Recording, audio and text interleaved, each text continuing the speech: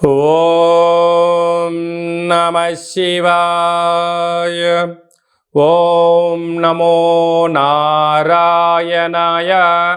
నరదృష్టి నివారణ, కర్మ నివారణ, సకల సంచిత కర్మ, ప్రారబ్ధ కర్మ, ఆగమిక కర్మ, దగ్ధ నివారణ, తులాభార కాల భైరవాయ నమో నమః. ఓం దిగంబరాయ విద్మహే తంత్రక్షేత్రాయ ధీమహి తన్నో సంహారకాల భైరవ ప్రచోదయాత్. ఓం శ్రీ మహాలక్ష్మీదేవ్యై నమోస్తుతే. ఓం గణానాం త్వా గణపతిగుం అవామహే కవిం కవీనాపవస్త్రవస్తవం జ్యేష్ఠరాజం బ్రహ్మణస్వత ఆన శృణ్వన్నోతిభిస్సీదసాదనగుం. శ్రీ మహాగణాధిపతయే నమః. హరి ఓం. 1వ తారీఖు 9వ నెల 2024 నుండి 15/9/2024 వరకు పుట్టినటువంటి వారందరూ కూడా ముందస్తుగా జన్మదిన శుభాకాంక్షలు. గతంలో వివాహం అయినటువంటి వారికి వివాహ వార్షికోత్సవ శుభాకాంక్షలు. 1/9 నుండి 15/9 వరకు ద్వాదశ రాశుల్లో గ్రహ గమనాల్ని ఒకసారి వీక్షింపచేద్దాం. వృషభ రాశిలో దేవగురు బృహస్పతి శత్రుస్థానంలో సంచార స్థితి. మిథున రాశిలో కుజ భగవానుడు, కర్కాటక రాశిలో బుధ భగవానుడు, సింహరాశిలో ఏడాది తర్వాత రవి భగవానుడు, కన్యరాశిలో శుక్రుడు మరియు కేతు సంచార స్థితి, కుంభరాశిలో శని భగవానుడు వక్రగమన సంచార స్థితి, మీనరాశిలో రాహు భగవానుడు సంచార స్థితితో ద్వాదశ రాశుల్లో గ్రహ గమనాలు ఈ విధంగా ఉన్నాయి. అందరికీ ముందస్తుగా వినాయక చవితి పండగ శుభాకాంక్షలు. వినాయకుడు అనగానే అవిఘ్నములను తొలగించి ఐశ్వర్యాన్ని ప్రసాదించేటువంటి భగవంతుడు కనుక ఆది పూజ్య మహాగణాధిపతి. అంటే ఏ పూజను మనం ప్రారంభించాలనుకున్నా పసుపుతో చేసిన గణపతి స్వామికి మనం పూజ చేసుకుంటూ ఉంటాం.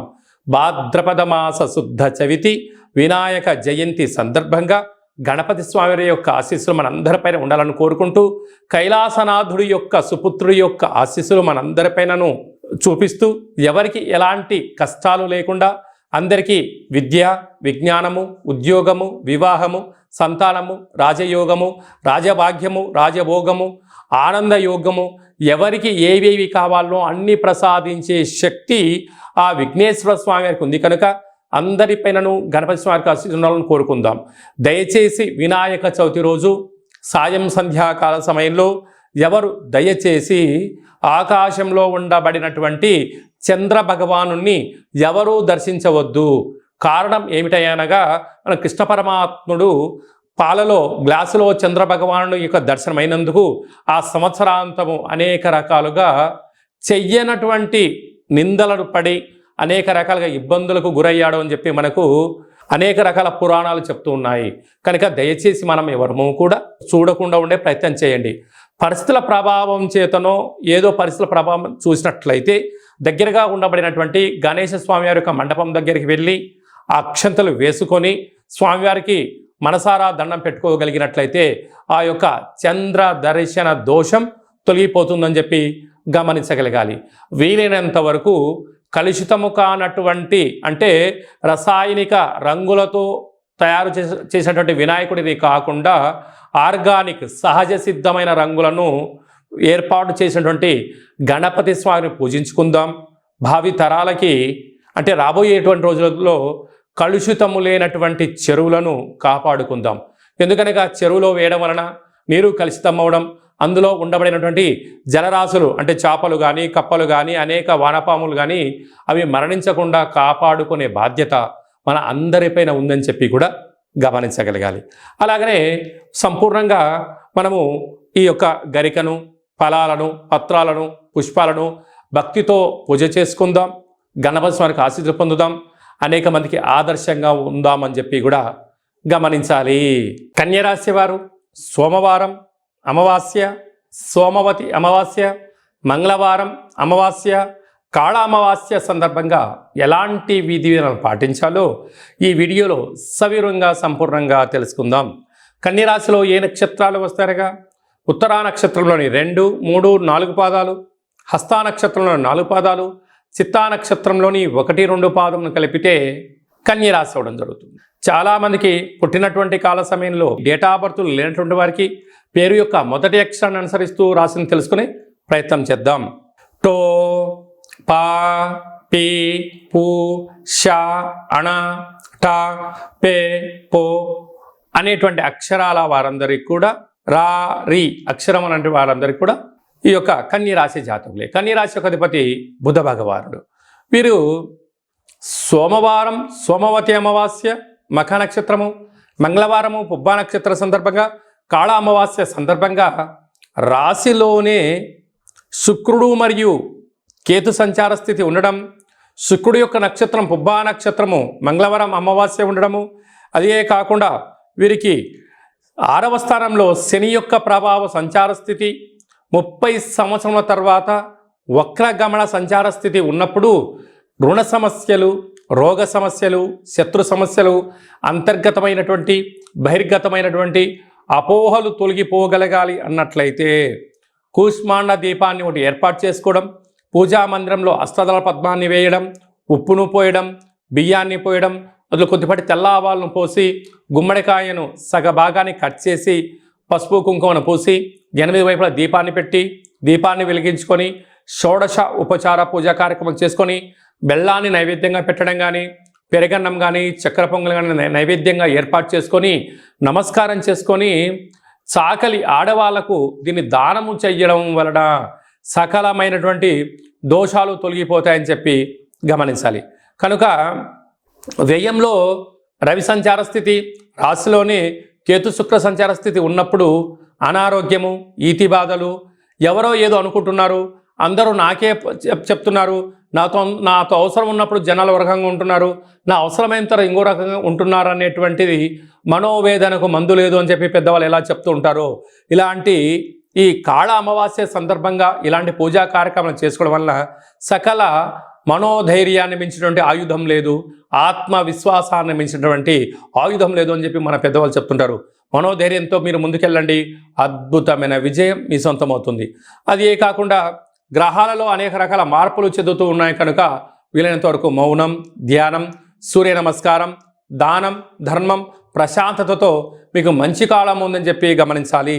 వ్యవసాయ సోదరీమణులు, హోటల్ వ్యాపారాలు, నీటి వ్యాపారాలు, ఫుడ్ వ్యాపారాలు, జిమ్ సెంటర్లు, అలాగే చేతి వృత్తుల వారికి అందరికీ కూడా కొద్దిపాటి గడ్డు కాలమే అని చెప్పి గమనించాలి.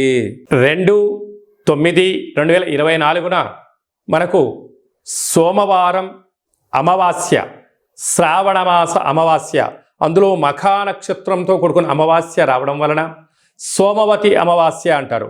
ఆ అమావాస్య సోమవారం అంతా సంపూర్ణంగా ఉంటూ 3వ తారీఖు ఉదయం 9 గంటల వరకు కూడా ఉంది కనుకనే మనకు మంగళవారం కూడా అమావాస్యగా పరిగణించగలగాలి.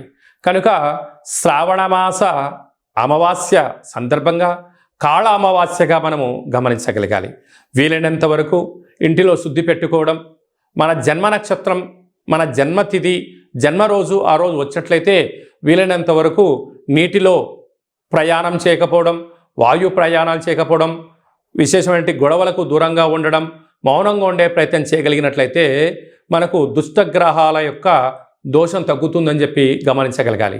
వీలైతే కాలాన్ని శాసింపజేసే శక్తి కాళభైరవ స్వామి వారికి ఉంటుంది కనుక మనమందరము కూడా కాళభైరవ స్వామి యొక్క స్మరణ, ధ్యానము, కూష్మాండ దీపము, కాళభైరవ స్వామికి సౌభాగ్య ముడుపు కట్టుకొని హోమ కార్యక్రమంలో పాల్గొన్నట్లయితే మనకు అమావాస్య ఛాయలు, సోమవతి అమావాస్య ఛాయలు దోషం తొలగిపోతుందని చెప్పి కూడా గమనించగలగాలి. వీలైతే మీరు ఇంట్లో చేసుకోండి, కుదరకపోతే ఈ కింది నెంబరు సంప్రదించినట్లయితే మన యొక్క దేవాలయంలో అమావాస్యకు విశేషమైనటువంటి కాళ అమావాస్యకు సంబంధించినటువంటి హోమ కార్యక్రమాలు జరుగుతాయి కనుక మీకు వాట్సాప్ కాల్ ద్వారా ప్రత్యక్ష ప్రసారాన్ని కూడా చూపించడం జరుగుతుందని చెప్పి గమనించగలగాలి. అలాగనే మనకు 7వ తారీఖున వినాయక చవితి పండగ కనుక మనమందరము కూడా ఆది పూజ్య మహాగణపతి స్వామి వారి యొక్క పూజా కార్యక్రమాలని యథాశక్తిగా మనకు ఎంత శక్తి కలిగితే అంత శక్తిగా స్వామివారిని పూజ చేసుకుందాం.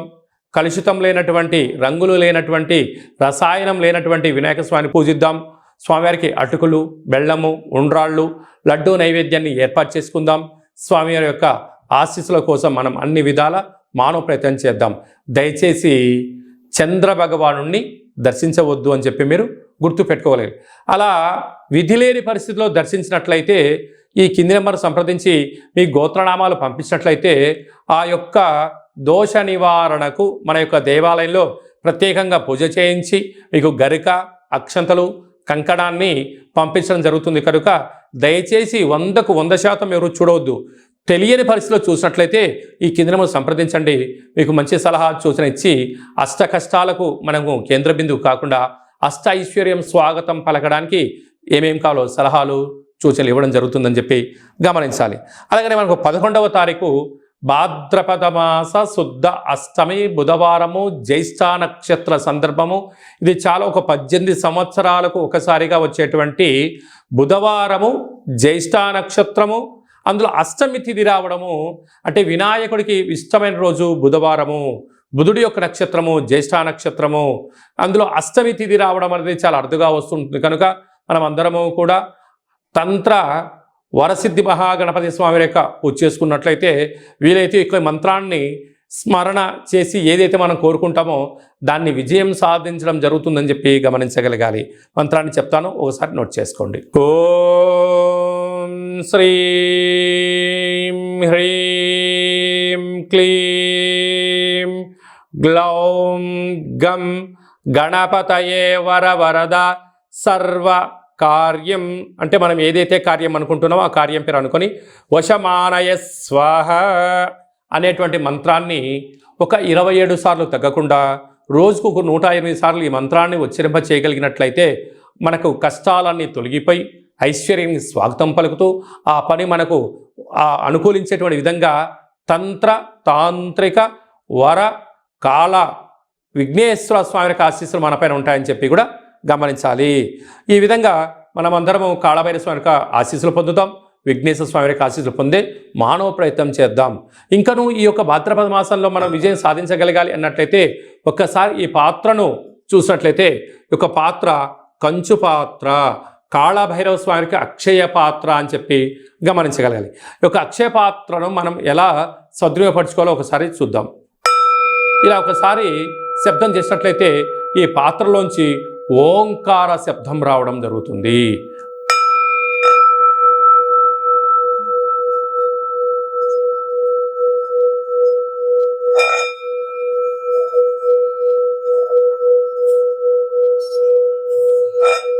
ఈ యొక్క శబ్ద తరంగాల ద్వారా మనిషి శరీరంలో ఉండబడినటువంటి 7 చక్రాలు వికసింపచేయడం, ఇంట్లో ఉండబడినటువంటి జ్యేష్ఠాదేవి బయటికి వెళ్ళిపోవడం, గ్రామంలో దేశంలో సంచరించే లక్ష్మీమాత మన గృహంలోకి గళ్ళు గళ్ళు మంటి రావడం జరుగుతుంది. ఈ యొక్క అక్షయపాత్ర, కాళభైరవ స్వామి యొక్క పిరమిడు, డాలరు, కంకణము, కాళభైరవ హోమము, 27 రకాల వస్తువులతో దిష్టి తీయించి మీకు పంపించడం జరుగుతుంది. ఒక్కొక్క నెలలో ఒక్కొక్క కాళభైరవ స్వామి వారు ఉంటారు. ఆ కాళభైరవ స్వామికి ఆశీస్సుల కోసం ప్రతి నెల మీ యొక్క గోత్రనామంతో ఇక్కడ పూజ చేయడం జరుగుతుంటుంది. కనుక మనమందరము కూడా అక్షయ పాత్రను సొంతం చేసుకుందాం, ఐశ్వర్యానికి స్వాగతం పలుకుదాం. అలాగనే మీ వ్యక్తిగత జాతకం తెలుసుకోవాలనుకుంటున్నారా? మీ పేరు, పుట్టినటువంటి తారీఖు, నెల, సంవత్సరం, సమయం రాసి మీరు వాట్సాప్ పంపించగలిగినట్లయితే సంపూర్ణంగా 100 సంవత్సరాల జాతకాన్ని వ్రాసి పంపించి మీరు పుట్టినప్పుడు గ్రహ గమనాలు ఎలా ఉన్నాయి, ప్రస్తుతం ఎలా ఉంటున్నాయి, రాబోయే కాలంలో ఎలా ఉండబోతున్నాయో సవివరంగా సంపూర్ణంగా తెలియజేయడం జరుగుతుంది. అలాగనే చాలామందికి పుట్టినటువంటి కాల సమయంలో డేటా బర్త్లు లేనటువంటి కారణం వలన మీ పేరు యొక్క మొదటి అక్షరాన్ని అనుసరిస్తూ రాశిని తెలియచేస్తూ గ్రహ గమనాలను ఎలా ఉన్నాయని తెలియచేస్తూ రమణ శాస్త్రం ద్వారా అనగా గవళ ద్వారా కాళభైరవ ఉపాసన చేత భూత భవిష్యత్ వర్తమానాన్ని తెలియజేయడం జరుగుతుందని చెప్పి గమనించగలగాలి. కనుక ఆసక్తి గల వారందరం కూడా వ్యక్తిగత జాతకాన్ని తెలుసుకుందాం, జాతకంలో ఉండబడిన అడ్డంకులను తొలగించుకుందాం, ఐశ్వర్యానికి స్వాగతం పలిగేటువంటి అద్భుతమైన కాళభైరవ ఆశీస్సులు పొందుదాం. కనుక వ్యక్తిగత జాతకం తెలుసుకోవాలి అనుకుంటున్న వారందరూ కూడా ఈ కింది నెంబర్ని ఆన్లైన్ ద్వారా కానీ ఆఫ్లైన్ ద్వారా కానీ వాట్సాప్ ద్వారా కానీ సంప్రదించి అపాయింట్మెంట్ తీసుకొని సంప్రదించగలరు. మీ యొక్క జాతకాన్ని సవివరంగా సంపూర్ణంగా తెలియచేస్తూ మన యొక్క దేవాలయంలో కాళభైరవ హోమం జరిగినప్పుడు జాతకం చెంపించుకుంటున్న ప్రతి అందరికీ కూడా ఒక వీడియో కాల్ ద్వారా కాళభైరవ స్వామికి చూపించి ఆశీస్సులు కోసం ప్రయత్నం చేయడం జరుగుతుందని చెప్పి కూడా గమనించగలగాలి. ఇంకను విశిష్టత ఏమిటనగా వినాయక చవితి అనగానే అనేక మండపాలలో అలంకరణ, మండపాలు ఏర్పాటు చేసే విధానము వైవిధ్యభరితంగా ఉండడం జరుగుతుంటుంది. అలాగా గణపతి లడ్డు అనేక మందికి రావాలి, అదృష్టం కావాలి అని అనుకుంటూ ఉంటారు చాలామంది కూడా. అలాంటి వారందరూ కూడా గతంలో లడ్డు కొన్న వారందరూ కూడా మన యొక్క దేవాలయంలో మీ పేరు నమోదు చేసుకున్నట్లయితే మీ యొక్క అంటే మన గ్రామము, మన పేరు, మన మండపము, ఏ సంవత్సరం మనం లడ్డు కొన్నాము అనేటువంటిది మీరు వివరాలు పంపించగలిగినట్లయితే గణపతి లడ్డు అనేటువంటి ఒక సర్వే మహోత్సవ కార్యక్రమం చేస్తూ ఉన్నాం. ఈ సంవత్సరం ఎవరైతే లడ్డు కొన్నారో వారందరికీ ఒక వేదికను ఏర్పాటు చేయడం జరుగుతూ ఉంటుంది. అనేక దేశాలలో కూడా లడ్డు వేలంపాట జరుగుతూ ఉంటుంది. అలాంటి వాళ్ళందరినీ ఒక ప్లాట్ఫామ్కి తీసుకొచ్చి ఒక ముఖాముఖి హిందూ ఆధ్యాత్మిక సమ్మేళన కార్యక్రమాన్ని చేయడం జరుగుతుంది. కనుక గత సంవత్సరంలో అంటే గత 20 సంవత్సరాలుగా మీరు ఎక్కడ లడ్డు కొన్నా ఆ సంవత్సరము మీ పేరు, గోత్రనామాలు రాసి మాకు వాట్సాప్ పంపించగలిగినట్లయితే ఆ సంవత్సరం లడ్డు కొన్నటువంటి వాళ్ళందరినీ కూడా ఒక వేదికపైకి తీసుకొచ్చి హిందూ ఆధ్యాత్మిక లడ్డు మహోత్సవ సమ్మేళనాన్ని ఏర్పాటు చేస్తున్నాం. కనుక గణేష మండపాల వారు, గతంలో లడ్డు కొన్నవారు ఈ కిందను సంప్రదించి మీరు మీ పేరు నమోదు చేసుకోగలిగినట్లయితే మీరు గతంలో లడ్డు కొన్నా ఇప్పుడు లడ్డు కొన్నా ప్రపంచానికి మిమ్మల్ని పరిచయం చేయడమే అంటే ఆన్లైన్లో ఆఫ్లైన్లో మన హిందూ ధర్మాన్ని యొక్క వేదికను బలోపేతం చేస్తూ చెయ్యి కలుపుకొని ముందుకు తీసుకెళ్లే ఒక ప్రయత్నం చేయడం జరుగుతుంది. కనుక మీరందరూ కూడా గణపతి స్వామివారి యొక్క మండపం యొక్క వివరాలు, లడ్డు కొన్న వివరాలను ఈ కింది నెంబర్ని సంప్రదించగలిగినట్లయితే మనమందరము కూడా మిమ్మల్ని అందరి ఆన్లైన్లో 49 విఘ్నేశ్వర లడ్డుకు సంబంధించిన సర్వే కార్యక్రమాలు జరుగుతూ ఉన్నాయి. మనమందరం సర్వేలో పాల్గొందాం. లడ్డు కొన్న వారందరినీ ఒకే చోట చేరుద్దాం. వారి యొక్క సలహాలు సూచనలు తీసుకుందాం. రాబోయే కాలంలో మనందరం కూడా లడ్డు కొని గణపతి స్వామికి ఆశీస్సులు పొందుదాం. అలాగనే మీ అబ్బాయి కానీ అమ్మాయి కానీ ఎంత ప్రయత్నం చేసినా వివాహం అవ్వడం లేదా? మీ అబ్బాయి యొక్క పుట్టినటువంటి కాల సమయంలో గ్రహ గమనాల్లో ఎలాంటి యోగాలు ఉన్నాయి, ఎలాంటి దోషాలు ఉన్నాయో తెలుసుకొని ప్రయత్నం చేసినట్లయితే మంచి సంబంధాలు రావడం జరుగుతుంటుంది. వచ్చేటి వధువు కానీ వరుడు కానీ జాతకంలో గ్రహమైత్రి, జంతుకూటమి, గ్రహకూటమి ఎలా ఉంటుంది, వారికి వివాహ తదనంతరం ఎలాంటి యోగాలు ఉన్నాయి, ఎలాంటి పరిస్థితులు ఉంటున్నాయి కూడా మీకు సవివరంగా తెలియజేయడం జరుగుతుంది. కనుక మనమందరం కూడా జాతకాన్ని తెలుసుకుందాం. కష్టాల కడలకి పులి స్టాప్ చెప్దాం. ఐశ్వర్యానికి స్వాగతం పలుకుదాం. ఆ కాళభైరవ స్వామి యొక్క ఆశీస్సులు, విఘ్నేశ్వర స్వామి యొక్క ఆశీస్సులు పొందుదామని చెప్పి మనవి అందరికీ ఆశీర్వచనం. ఓం శతమానం భవతి శతాయు పురుష సతేంద్రియ ఆయుష్యేవేంద్రియే ప్రతితిష్టతి ధనం ధాన్యం బహుపుత్రలాభం శత సంవత్సరం దీర్ఘమాయు సర్వే జనా సుఖినో భవంతు లోకా సమస్తా సుఖినో భవంతు సర్వం విఘ్నేశ్వరార్పణమస్తు. ఈ వీడియో మీకు నచ్చినట్టయితే లైక్ చేయండి, షేర్ చేయండి, మా ఛానల్ని సబ్స్క్రైబ్ చేసుకోండి. అందరికన్నా ముందుగా మీ వ్యక్తిగత జాతకం మీరు తెలుసుకోవాలనుకుంటున్నారా? అందరికన్నా ముందు మీరు మంచి రోజులు, ఎలాంటి విధులు పాటించాలో తెలుసుకోవాలనుకుంటున్నట్టయితే మా యొక్క ఛానల్ని సబ్స్క్రైబ్ చేసుకున్న తర్వాత గంట సింబల్ ప్రెస్ చేయండి. ఆల్ అనే బటన్ కూడా తెలియచేయండి. ఆధ్యాత్మికమైన ఈ యొక్క కార్యక్రమాన్ని భగవద్బంధువులకు, మిత్రులకు, స్నేహితులకు మీరు ఎవరి క్షేమన్నతి కోరుకుంటున్నారో వారికి ఈ వీడియోను ఫార్వర్డ్ చేసి భగవంతుడి యొక్క ఆశీస్సులు పొందగలరు.